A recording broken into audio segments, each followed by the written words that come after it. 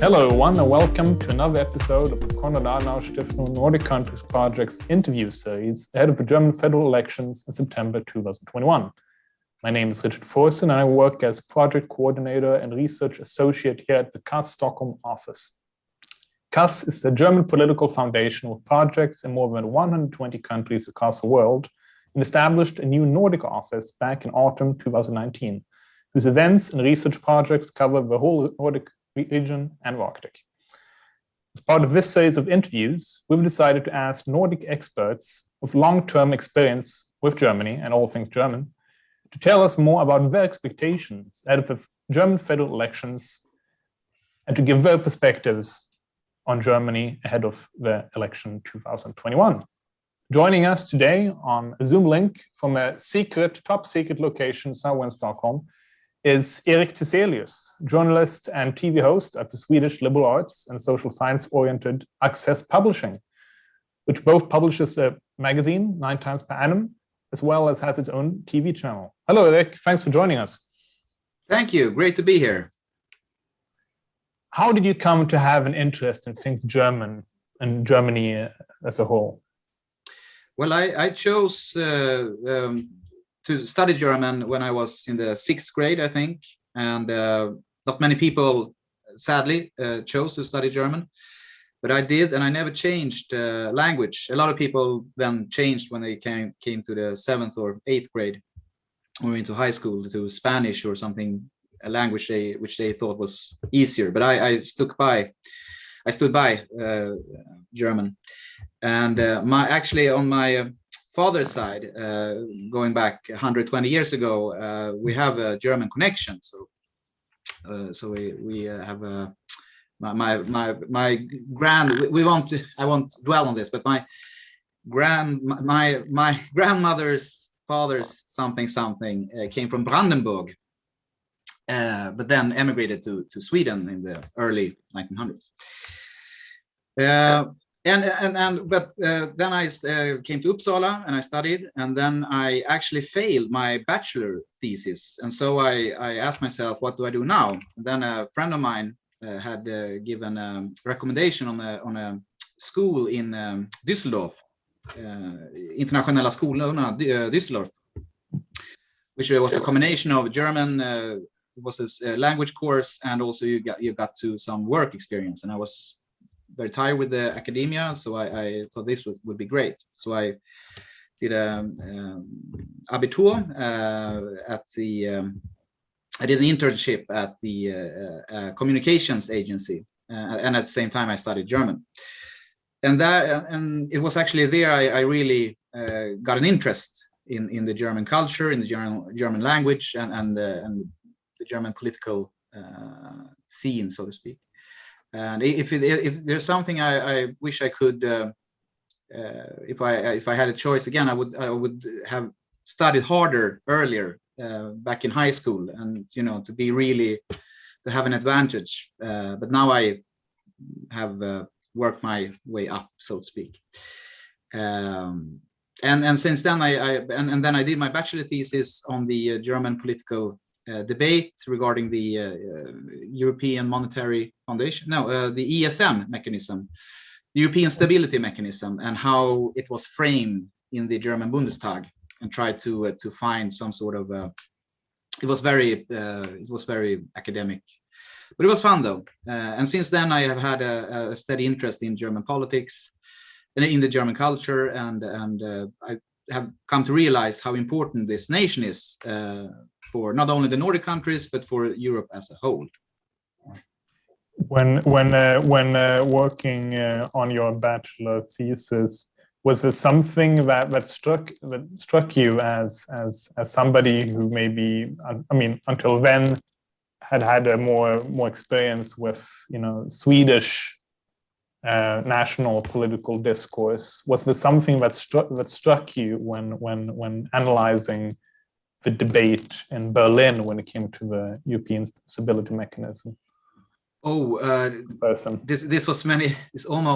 This was back in 2013, but the debate I studied was, I think they had the debate in the Bundestag in 2012, and the topic then was, very dominated by the austerity measures, and the rhetoric from the CDU and especially the FDP was very much that the southern parts of Europe had, failed when it came to the financial politics, and thus it was up to us it was up to the German politicians to save them. To save them, it was a lot of moralizing. It was a moralizing tone that is completely different now when we look at the rescue packages that are being the Corona rescue packages. Sorry, my English is a bit rusty, I notice now. But it was a completely different time. But I couldn't see any parallels with the Swedish politics back then. Or maybe differences. I mean, when it came to the way the debate was held, was there anything that caught your eye when it came to noticeable differences?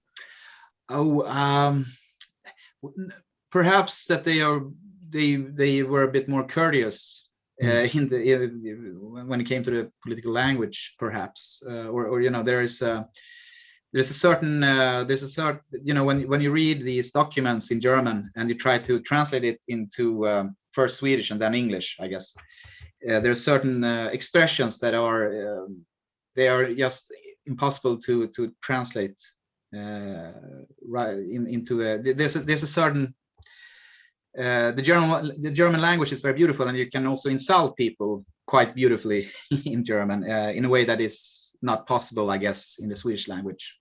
Perhaps that is an observation I made. They had quite a finesse when they was skeptical, critical, maybe, like when they when they exactly. It reminds me of some quote about the difference between Germans and Austrians, and I think the quote was that Austrians are very courteous, but they don't mean any of it. Interesting. And so I'm thinking about this in a similar way here, about being that specific, very typically British way of being insulting, but very nice at the same time. A bit like arsenic in some kind of gräddtårta, some kind of okay. You feel it in the aftertaste. Okay, interesting. But would you say that Germany and maybe continental European politics, as well as the role of the European perspective and the European Union perspective as a whole, is discussed enough in Sweden, in your view, as a journalist? No, not nearly at all. I think that whenever European topics, or when it comes to the European Union, those sort of issues are debated or discussed in the media, for example, it's on a very shallow level. Most often you create a debate on issues that has already been underway for many years, and when it's comes to actual policy, then you have the debate that should have been taking place 4 or 5 years ago or 3 years ago. So there's a lack of understanding how the European Union actually works. I would say the debates, the Swedish European debate is quite provincial. What's in it for us? This grand European perspective is often missing. And that is a democracy problem. Not that I'm always, I have my, you can definitely criticize some of the output that is coming out from the European Union, absolutely. But when it comes to when it comes to how to frame things and there's a lack of knowledge of how the actual institution works. There are a few good foreign correspondents, absolutely, but the problem is that we have to, if we take, for example, Swedish Television, which is a public service company, they should have 4 or 5 people working full time to cover the European issues. And also that's a great problem as well, because we think of the European Union as something that's happening down there, but we're obviously a part of the European Union. I'm sounding like a true federalist here, but that's a true case, you know. And one interesting note, which is worrying me, is that I think that we could facing a risk of a not an all-out Swexit debate, but it was interesting the other week because the second in command at LO, Torbjörn Johansson, avtalssekreterare, I don't know the proper English term, but he didn't say it out loud, but you know, he was extremely critical of the European Union and the new social pillar. I am as well. But the point is that the ironic thing is that it is LO and the Social Democratic Party that has, you know, pushed this thing forward. And to be honest, I think that the reason why this is because the Social Democrats, especially, and LO, does not understand how the political machinery in Brussels works. And I think we are facing a very EU critical discourse in the coming time, and this is something we should be aware of. Some of the criticism can be justified, but some of it will also be sort of a misinterpretation, or you know, a failure to understand the bigger picture. You know, so yeah. I think that, you know, Swedes are English-speaking Germans, and that's quite true. You know, we are, I think, culturally and historically, we have our bonds to the continent, to the German continent especially, has been quite strong. But we think if you look at the Swedish debate and what issues that is being given attention to, it's very much as if we were a part of the 51st state of the United States almost. So there's a lot of Anglo-Saxon topics, which, you know, on the behalf of European issues, and that is also a democratic problem. I hope you understand me. My English is I'm no, of course, no. English, yeah. But you mentioned this lack of a European perspective, and you mentioned that it's lack of basic knowledge regarding institutions, so kind of explanatory frameworks, and, you know, for predictions as well. A provincial attitude, which I agree with. I mean, it's the same for, I would say, also a majority Finnish perspective, and probably Danish as well, in my point of view, at least.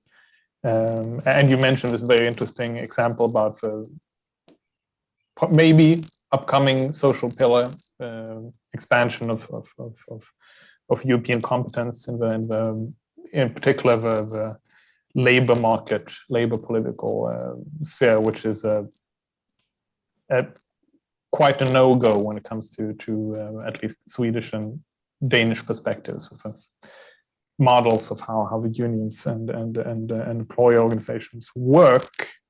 But would you say that there's also a bit of a lack of that also the quite American or Anglo-Saxon underpinnings of Swedish perspectives also as a geopolitical ramification, that geopolitical ramification of European cooperation is not really understood to the same degree that maybe the NATO debate or like NATO is understood in Sweden.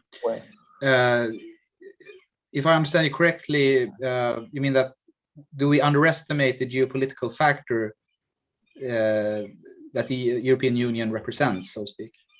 Yes. Also, yes, on one side, but then also maybe do you think that this could be a result also of geopolitical considerations having been out of fashion more or less for quite a long time, in a way that everything that's been happening in a geopolitical debate sense in Sweden has always been something happening in the Middle East or something. Absolutely. Oh yeah. I think that, you know, we have had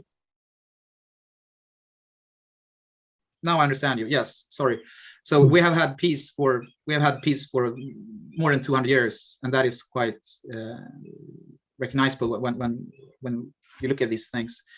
And but that also makes me wonder, because as we all know, the Social Democrats are quite NATO skeptical. They're skeptical in the sense that we want to be maybe NATO agnostic. That's a good term. We can be anything but members in NATO. But that would make the case for an even closer cooperation on the European on the EU level when it comes to foreign and security policy. But you haven't seen much traction there either from the Social Democratic Party.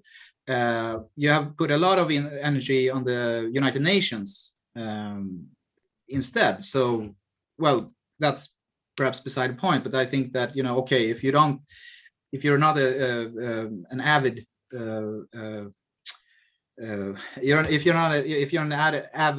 NATO fan, you should perhaps put some energy on the European Union project instead, from a social democratic perspective. But that has not happened, according to me. Sorry, what was the question again? No, I think it was mostly a very meandering, impulsive reflection on my part, and a question to you, as if this was something that you can maybe relate to as regards the, geopolitics somewhere else, and then suddenly it's much closer to home, especially regarding supply chain problems. Absolutely, yes, absolutely. Crisis and stuff like that. That maybe the chickens are coming home to roost in a way, especially now when Trump is not a president anymore. That's also been something that other interviewees have mentioned, that when things are getting boring in Washington, maybe it's the interest for things happening outside of Sweden could be shifted to Paris and Berlin and London instead. Absolutely, I think there's some truth in that observation. If not, politics in Stockholm gets very much more entertaining and exciting, of course. Absolutely. I think that one major disadvantage, but from a Swedish perspective, regardless of if you're a social democrat or a conservative or a liberal, perhaps not the Liberal Party are better at seeing Europe not only as a trade project, but also a peace project. But when it comes to the Moderate Party and the Social Democratic Party and perhaps the Center Party, it's mostly about trade. That's what's in it for us. That's how we legitimize why we're members of it. And I mean, it makes sense, absolutely. But when the geopolitical factor, the peace factors, they are, in contrast to how the German approach to the European Union membership, where you have those factors being uplifted a lot more. In a sense, the German participation in the European Union is a sort of a way to make amends for historical deeds, to be blunt. Yeah, but that's very interesting, because due to, I think, the most recent Eurobarometer,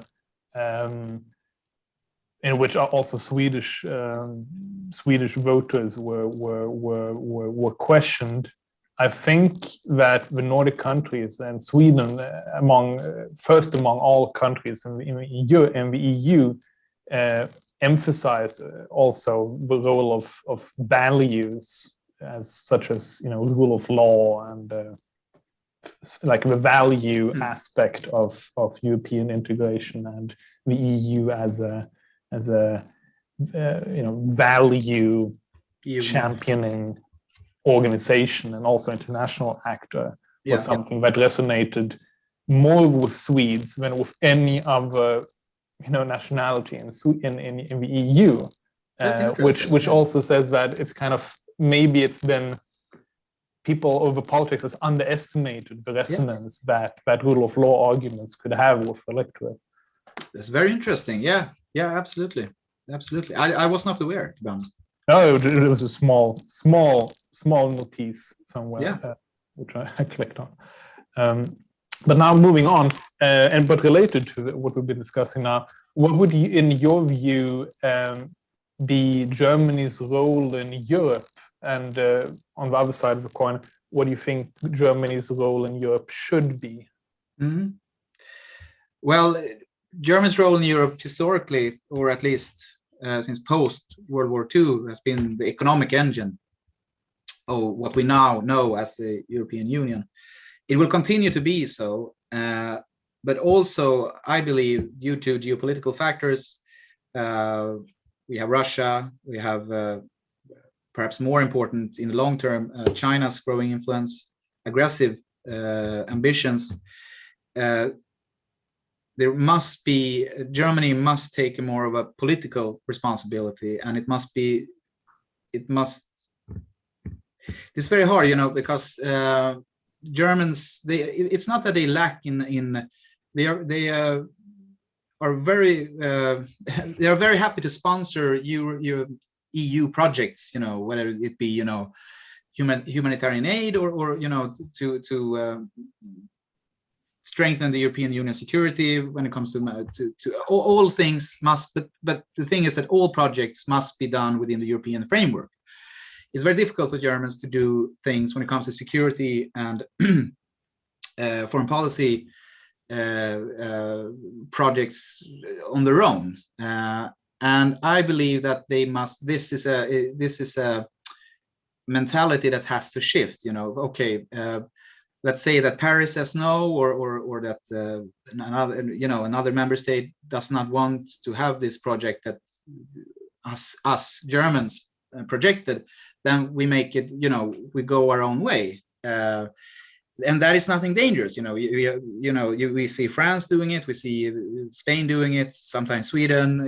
Sometimes when it comes to foreign policy and security issues, you must be ready to go further, or okay, if the others, and then make the others rally behind you.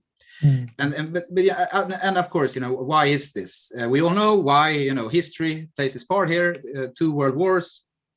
We don't have to dwell on what happened, but I would say this is one of the major issues, not only for Germany but also for when it comes to European security in general.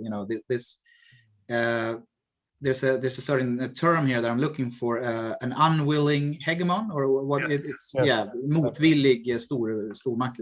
Exactly. Because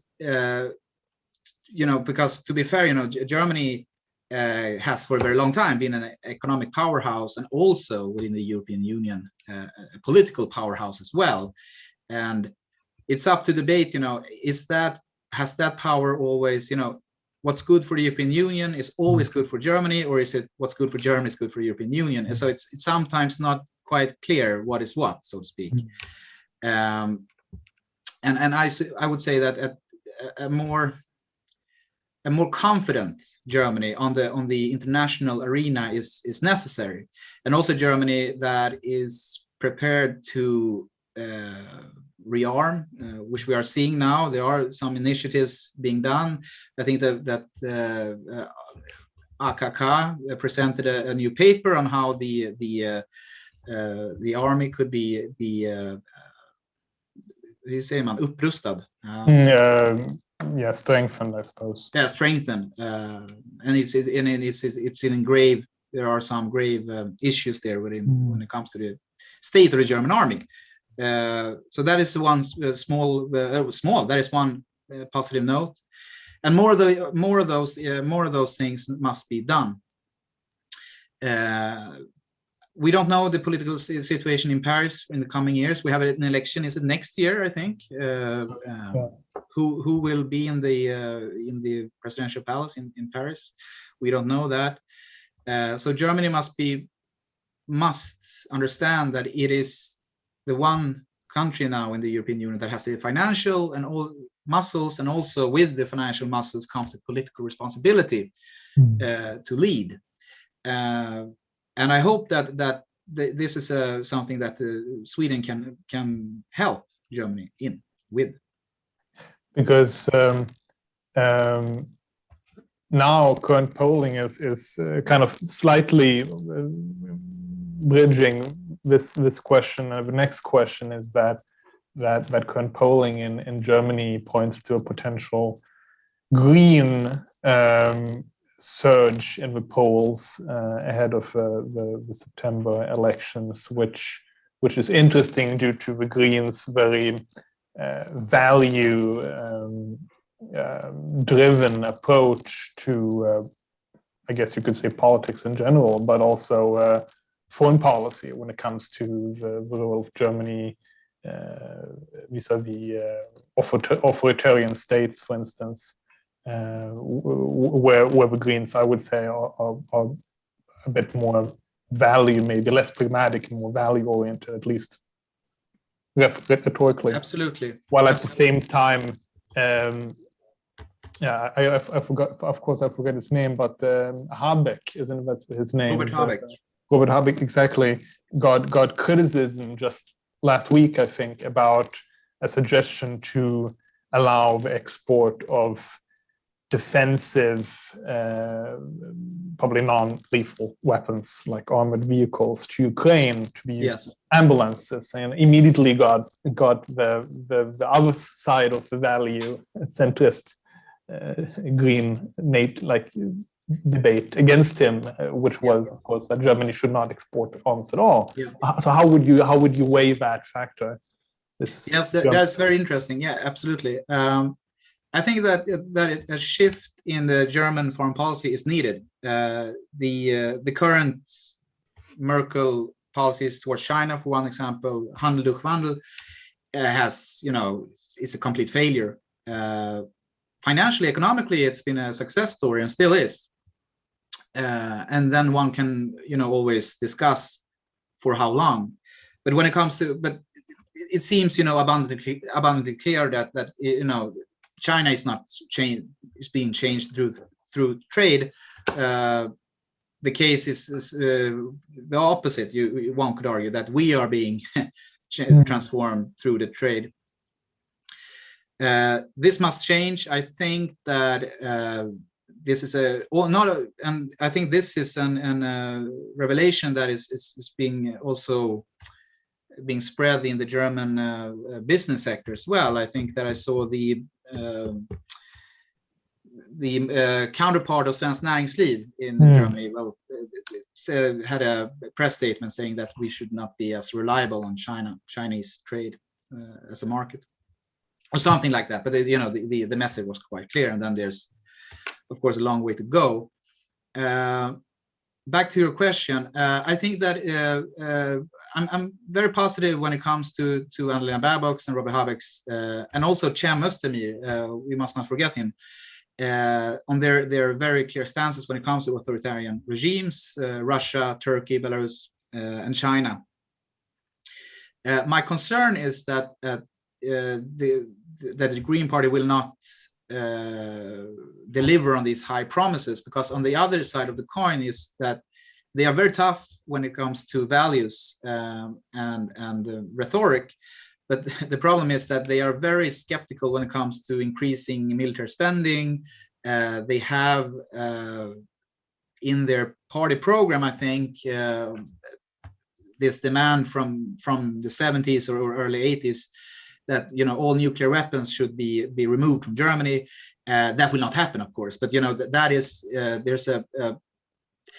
there's a Green Party basis for whom these issues are very important. So in a scenario where the Greens, let's say that in a scenario where the Greens are in power and Annalena Baerbock is chancellor or foreign minister,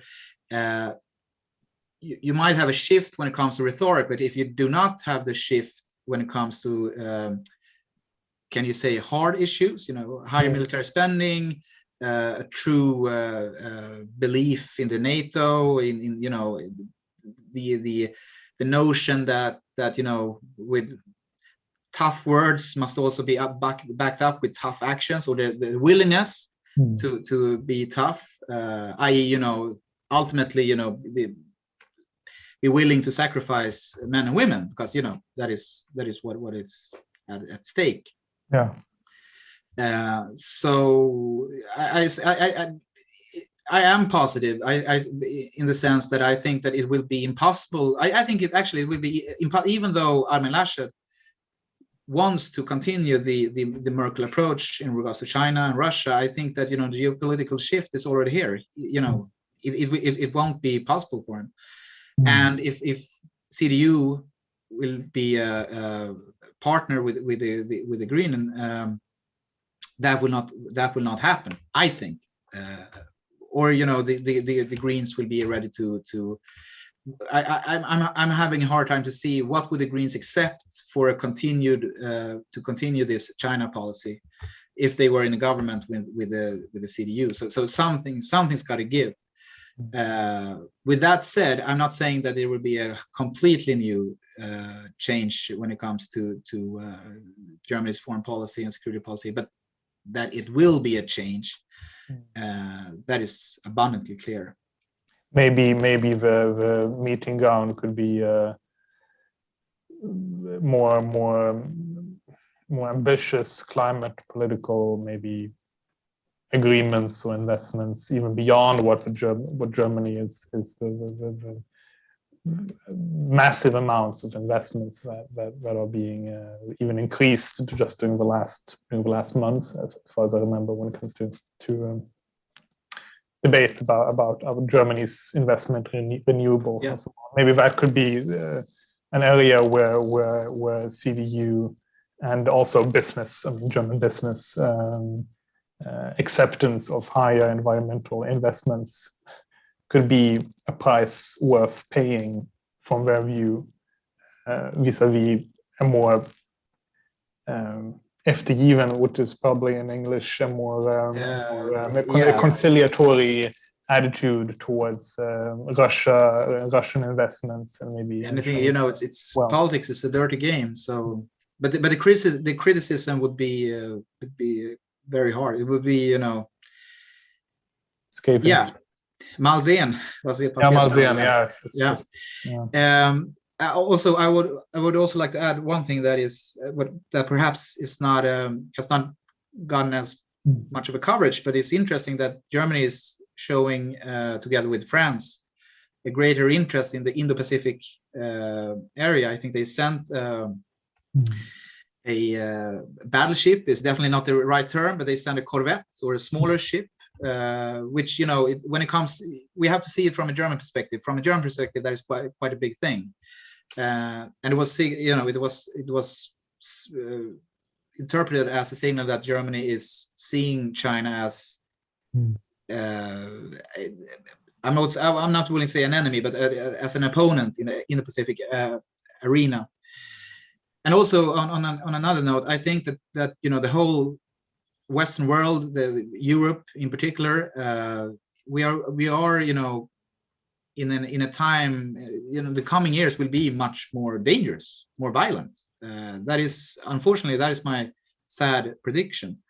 And with that, there will be the next chancellor will have to handle not only the long-term effects of the pandemic, but also an ever more aggressive Russia, for example. We have the ongoing issues in Belarus.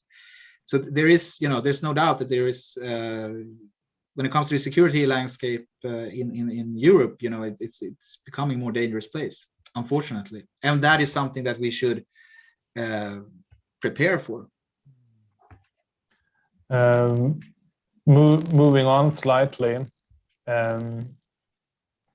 you're among one of the things that you do at Axess is to write recurring, in my view, and I know in the view of very many others, very good, I guess you could say, commentary on the latest political developments in Germany for the Swedish-speaking audience. So, what would you say from your experience in educating the Swedish newspaper reading public about things German? What would you expect a German green election victory what effects could that have on Sweden and Swedish politics after 16 years of Angela Merkel's chancellorship? That's very good. That's very good questions, and thank you. I guess my comments are better than my English. It will be linked in the description to this video. I should say that as well. Yeah. Okay, thank you, Richard. Well, there's definitely, there's definitely going to be some consequences here in Sweden. I'm having a hard time. If there were a green government in Germany, I'm having a hard. I mean, that must be in the Swedish Green Party's advantage, perhaps. But I guess they could, fumble with that anyways. But that I think that one of the big things is that it would be a great boost for the current policies when it comes to renewables and wind power, solar power, that whole framework, green investments in general here in Sweden. So I think that the red-green government would be very quick to say that, look, this victory is a sign that we are on the right side, and we must continue this path, and we must continue being less dependent on nuclear energy, etc., etc. And on the other side of the coin, of course, is that it will be hard. It will be more difficult for the Conservative Party, Liberal parties, the Sweden Democrats to say that we should keep focusing on nuclear energy and keep investing in that. It will not be the straw that broke the camel's back, but it will be more of an uphill struggle in the short term. In the long term, I think that it will be very difficult. I haven't, to be honest, when it comes to German energy policies, I'm having, there seems to be quite difficult to overbridge the gap which the Energiewende has created when it comes to, only shifting to renewables. That will take a lot of time. We have seen that the coal consumption has actually increased during these years. So in the long term, we will see what the effects will be. But in the short term, absolutely, that will be a PR victory or the red-green government will try to use this in their advantage and say that look at the political model or the political ideas that are flourishing in Germany. This shows that we are on the right path. Yeah, sorry, please. No, please. I was done. One interesting observation, which I'd imagine is not only applicable for Nordic countries, but also other European countries, is that as far as I'm aware, at least, the green parties in other European countries, or at least in the Nordic region, are very small in comparison, or as a rule of thumb, in comparison to what might now be indicated by German opinion polls. What would just in your view, what would explain that the environmental party of Sweden is a 5 to 6% party in comparison to German Green Party, which might be around 30% of the polls? What would explain this in your view? I think one factor that could explain it is that we still in Sweden have a social democratic party that has not collapsed, whereas we know that in Germany, I think the SPD are polling 12-14% or something. So the social democratic party in Sweden has not collapsed yet. We have had the Green Party has had the power for many years now in Sweden, 7 or 8 years. They have been forced to take responsibility for their political actions or for their policies. It seems that the voters are not pleased with it, or if we look at the polls. And a third factor that might explain why the Greens are not bigger in Sweden is that the Green Party, is that the other parties has taken in green policies. All parties in Sweden. The Green Party in Sweden would not agree with this, but every party in Sweden now more or less have a green policy, so they have looked at the environmental issues. Perhaps CDU, perhaps the SPD haven't done their homework, so to speak. So they are not as what do you call it? Trovärdiga. Believable. Believable, yeah. That's just one. That's just one.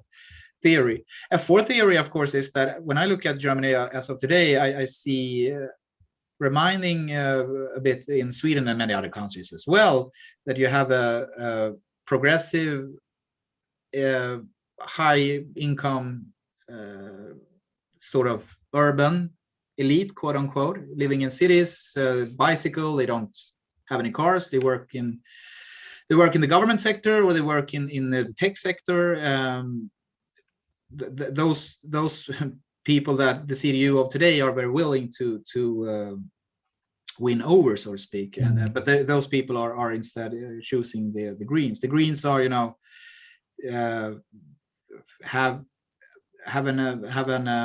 they are appealing to an urban elite, so to speak, and that divide. If you see that, if you recognize that there is a divide between people living in cities and people who are not living in cities, or where those high productive people who work in the high productive sector, and people who, well, to be harsh or blunt, people who are not working in the high productive sector have different values, etc., etc. I see in just the recent years, there's a very, I would say, a cultural revolution is definitely not the word I'm looking for, or it's, let's use it in this context, but it's not. I think understand what I mean by that.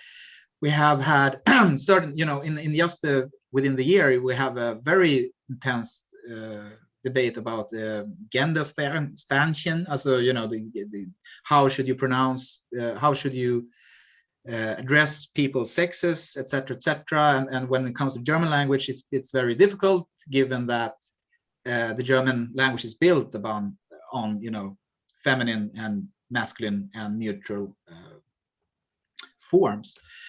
And you can say this is a non-issue. Of course it is, but it works as it's a magnetic. It's a symbol for something that a large majority of the Germans, the electorate, think is silly, and whereas this high income or progressive elite, if you may, think that this is something very, very important, and that is a symbol of what is happening in Germany.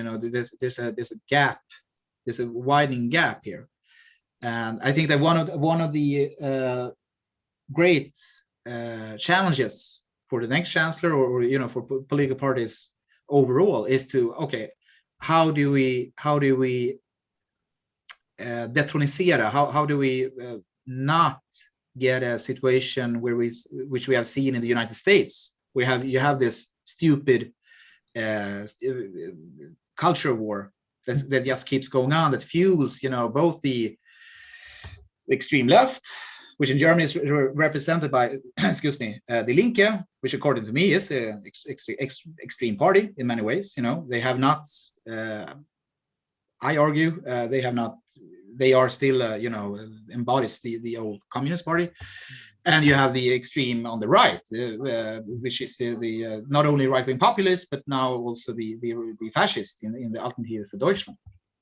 But this cultural war logic, fuels both these extremes.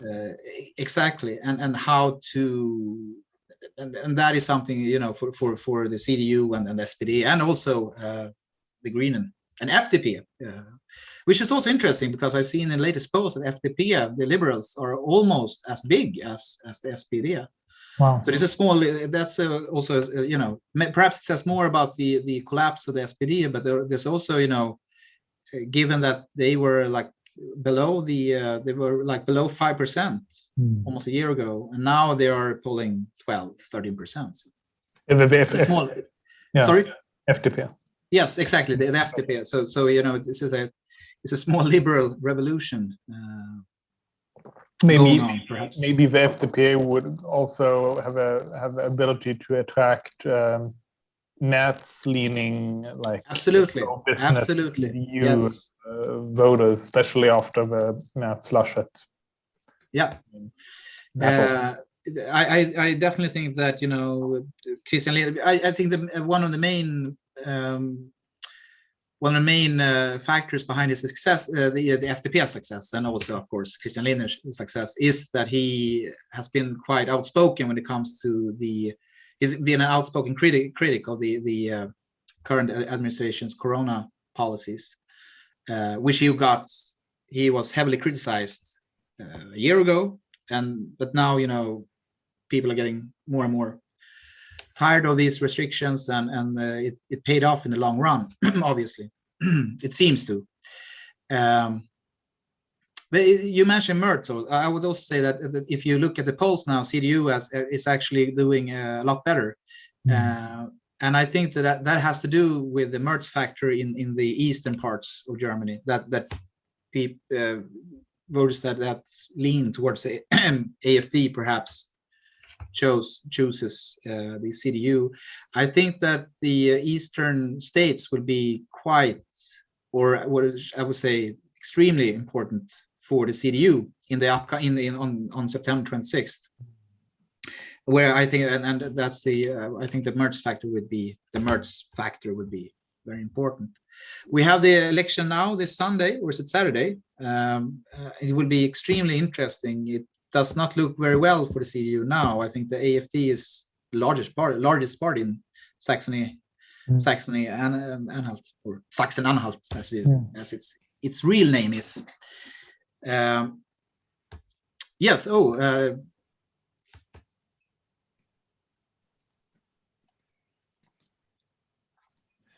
I'd also. Sorry, did we break up there? Or? No, I just exclaimed and then I got silent. So yeah. Oh yeah, I had my notes up, so I didn't know if Erik vanished into. No, I'm here. I'm still here. Because what you said about the, I think your second explanatory point about the difference in Green Party size in the Nordics and in Germany and maybe other countries in Europe as well, where I'd imagine that Green parties in some cases are growing quite quickly, is like you say that the social democratic parties in the Nordic countries were not collapsed, at least not completely. No. We'll see in Norway in September to what degree that is true in Norway. But also that, at least in Sweden, I remember one interesting explanation that I heard in Australia was that Swedish like forestry companies and Swedish like the organized näringsliv, so like the Swedish organized Swedish Organization of Enterprises. Organization of Enterprises were very proactive when it came to stricter forestry regulation in the 1990s. But there's been this quite counterintuitive almost alliance between enterprise and large owners of forests and nature with a green activist kind of that's interesting. Which is for an American, for instance, completely counterintuitive. Which is maybe also indicative of this, that Swedish parties have been maybe more proactive in a way, that this is something which is coming and this is something that we have to really be own in a proactive sense. I agree. I think there's a lot to that. Absolutely. We are now on our second to last question. Are you expecting any changes or developments? We partially covered this earlier, but changes or developments as regards Germany's foreign and security policy in the Nordic region? That's a very interesting question. I think, you know, if you look at the Arctic, which I know that the Konrad Adenauer Stiftung you have a lot of projects regarding the Arctic, and you cover that very well. Kudos. You know, that region will be more important in the coming years, and that's, you know, that's an argument why Germany, I guess, will take a greater interest in the Swedish foreign policy, taking a greater interest in Swedish foreign policy, and hopefully, I guess, hopefully, Sweden as well will be more interested in German politics, or to find sort of a common policy when it comes to the Arctic region. We will have to see what if the Nord Stream 2 pipeline, if it will be finished. I guess President Biden gave his, not approval is a strong word, but you know, the sanctions were lifted in some sense. We'll see. That whole project could be, we will have to see what the indications of it will be. If you deem it also a political project, not only a financial and economical project, which I guess most people who are not a member of the Merkel cabinet deems it to be. But in general, I think that, to be honest, I would say Sweden has a greater interest in Germany than the other way around. I mean, Germany is a 10 times bigger country. It's like I said, it's the most important member of the European Union. For Sweden, you know, it's the most important trading partner together with Norway. So I mean, I think that it's quite a Swedish perspective. Yes, Germany should really be more interested in Sweden. You know, the world in general, the whole world should always be interested in Sweden because we have a Swedish model, etc., etc. But I began this conversation with talking about the lack of German-speaking people in not only the administration but also in the private sector, and if I think that this is actually quite a challenge for Sweden in the coming years, because fewer and fewer people, students, are studying German, which is to me you know, well, on a personal level, you know, it makes the competition less tough, but you know, on a structural level, that it's very difficult. It's a huge challenge, and one of the effects, I think, is that the discourse or the understanding of you know, the general, not only the general understanding, but also the understanding of Germany and how important Germany are in the State Department, in the government, etc., etc., is damaged, or so to speak. You know, if you do not speak German, if you at least, you know, it's hard to have an interest in it, and that will, you know, that will affect the quality of the reports that the Prime Minister is receiving. You know, that sort of that know-how, insights into how Germany works and how important Germany are for the European Union, for Europe, etc. If that goes missing, you know, that that will make that puts us in a structural disadvantage.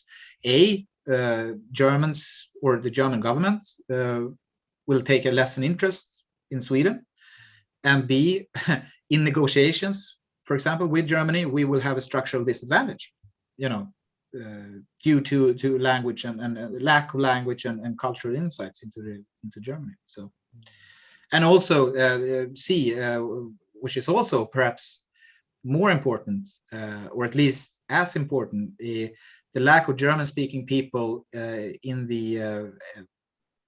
Brussels. So Swedish German-speaking people, Swedish German-speaking people in Brussels, whereas a lot of the policies and politics are also being planned there.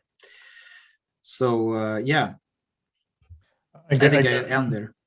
I guess something that we in the in KAS have been discussing a lot is large similarities when it comes to common challenges. Now, I really mean beyond the rhetoric, but also in a very concrete sense when it comes to Germany and Sweden and the Nordic countries and Germany in general being export-oriented countries. Yes. As well as also being, as a result of that, so vulnerable to doubts as to international competitiveness, Yes. which probably explains why this, which we were discussing earlier, the social pillar, this initiative, for instance, from a French point of view, to introduce European minimum wages, is something which is seen as such a almost existential threat to something which I think is in Sweden since the crisis of the 1990s, still, thankfully, I would say, instinctive reaction that as soon as you start kind of, with initiatives which might let slip the dogs of, not the dogs of war, but the dogs of, not having trust in the Swedish central bank or the Swedish crown. Yeah, absolutely. It's the existential angst that you see in Copenhagen, in Helsinki, and in Stockholm, probably in Norway as well, I would say, even though not in the EU. And I think that should be something which is understood, at least in the Swedish enterprise, absolutely, but maybe is not really understood when it comes to German enterprise in the same way. Well, I don't know. That's my view, at least. I think it's an interesting note.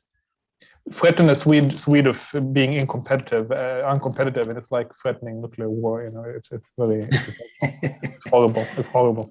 Yeah.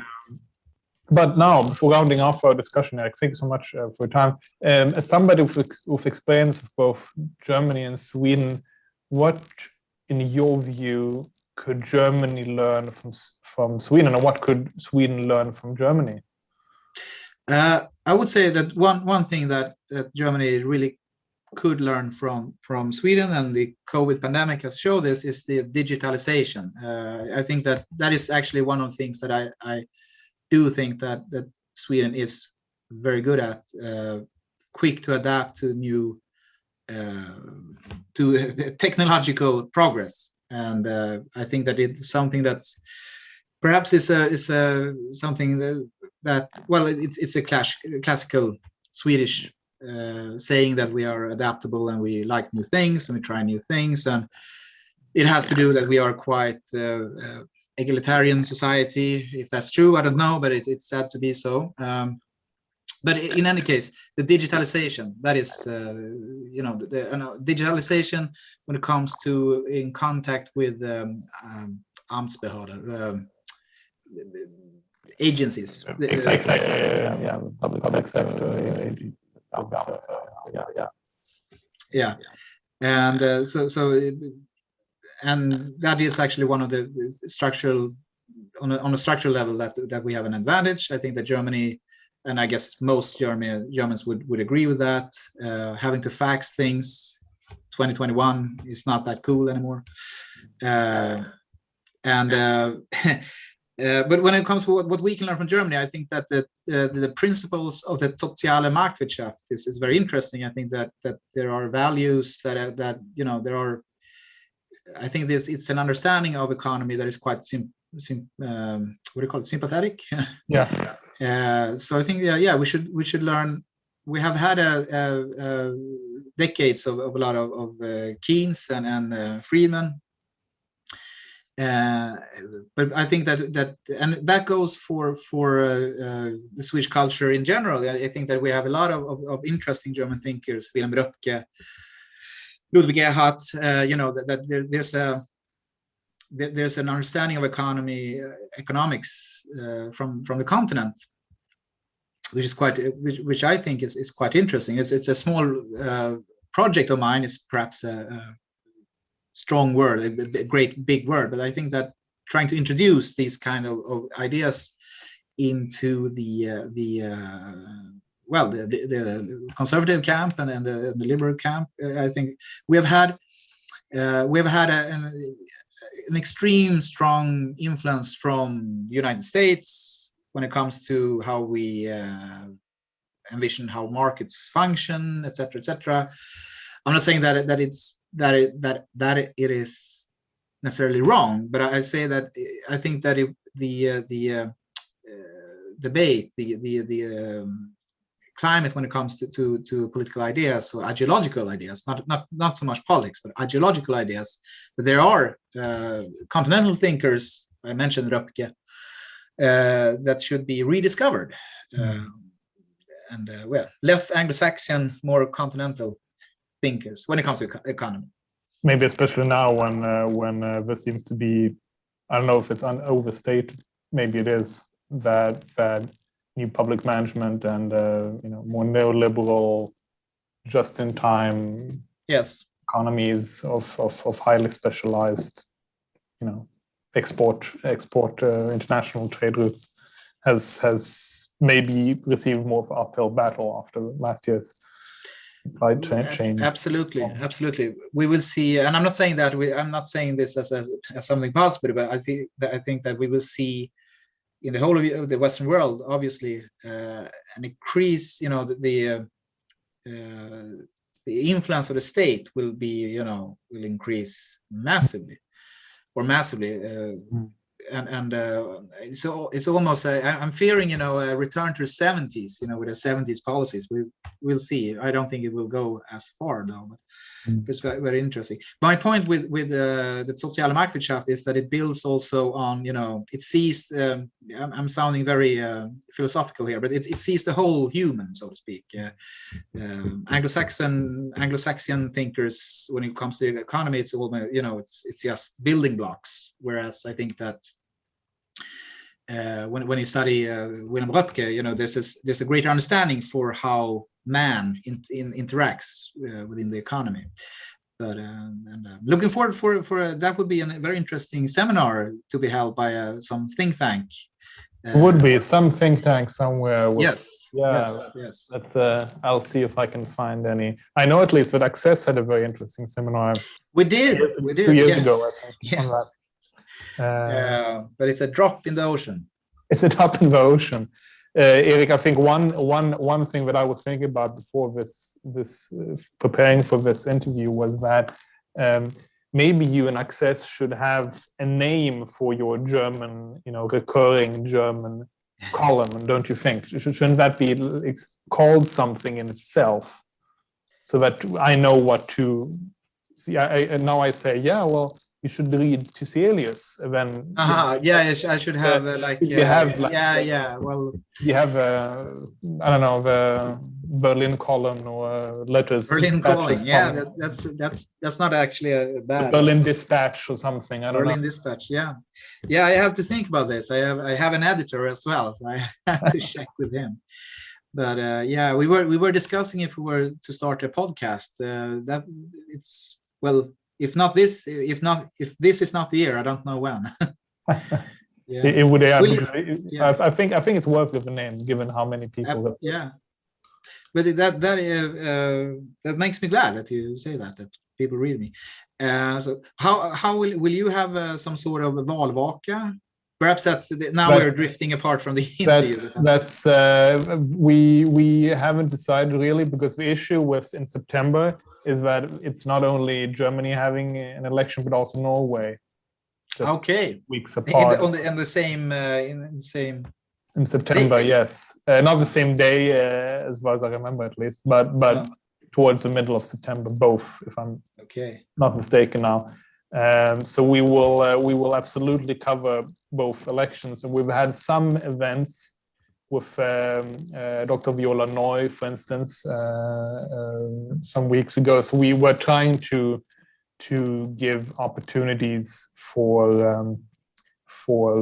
also Nordic and international audience, especially to ask questions from KAS experts and opinion poll watchers and stuff like that.